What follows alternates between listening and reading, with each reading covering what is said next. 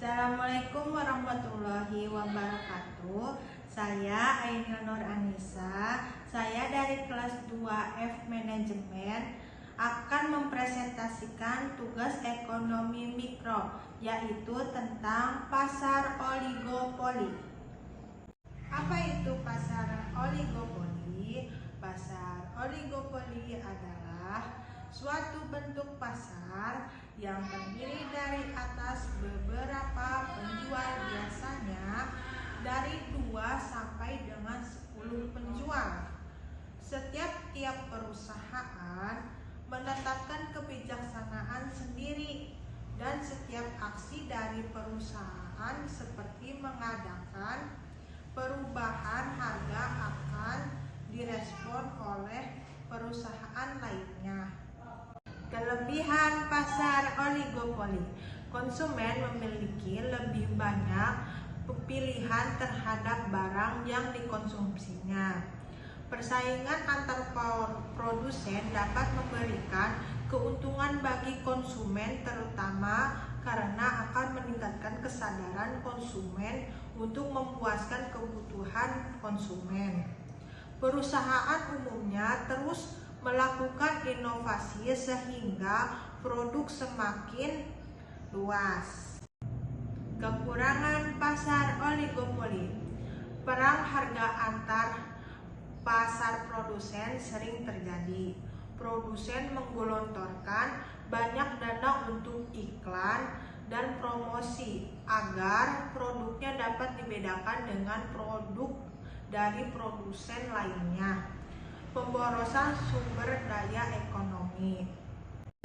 Ciri-ciri pasar oligopoli: 1. Menghasilkan barang standar atau barang berbeda corak. 2. Menentukan harga bisa kuat juga bisa lemah. 3. Oligopoli perlu melakukan promosi secara iklan. Jenis-jenis pasar oligopoli yaitu: 1. Oligopoli murni, yaitu produk yang dijual identik atau homogen. 2. Oligopoli diferensiasi, yaitu produk yang dijual serupa tapi dibedakan dari sisi merek, kualitas, fitur, atau layanan.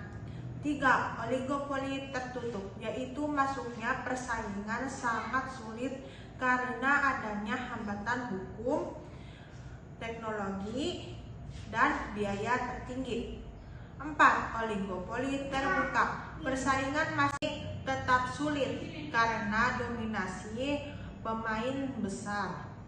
5. Oligopoli kolusif, yaitu perusahaan saling bekerja sama diam-diam untuk mengatur harga atau produksi. 6. Oligopoli non-kolusif, yaitu perusahaan bersaing bebas tanpa kerjasama tapi tetap saling memperhatikan strategi pesaing. Contoh pasar oligopoli: 1. Industri otomotif. Contohnya perusahaan Toyota, Honda, Mitsubishi, dan Daihatsu. 2. Industri telekomunikasi, yaitu Telkomsel, Indosat, dan XL. 3. Industri semen, yaitu perusahaan Semen Indonesia atau Tiga Roda dan Holcim. 4. Industri rokok, yaitu perusahaan HM Sampurna, Gudang Garam, Jarum, dan Bentoel. 5. Industri maskapai atau penerbangan. Contoh perusahaan Garuda Indonesia, Lion Air, Citylink, dan Batik Air. Sekian dari saya presentasinya. Maaf bila ada kesalahan. Wassalamualaikum warahmatullahi wabarakatuh. Kesimpulan pasar oligopoli. 1. Beberapa produsen besar. Pasar ini terdiri dari beberapa perusahaan besar yang menguasai sebagian besar bangsa pasar. Persaingan dalam oligopoli sangat kuat dan saling mempengaruhi. 2. Interdependensi keputusan keputusan. Setiap keputusan harga, promosi, atau produksi oleh satu perusahaan akan mempengaruhi strategi pesaing. Oleh karena itu, perusahaan dalam oligopoli biasanya menghindari perang harga dan lebih fokus pada inovasi dan diferensiasi produk. Tetap sulit meskipun tidak se ekstrim monopoli. Hambatan berupa modal besar, brand awareness, teknologi, dan jaringan distribusi kuat.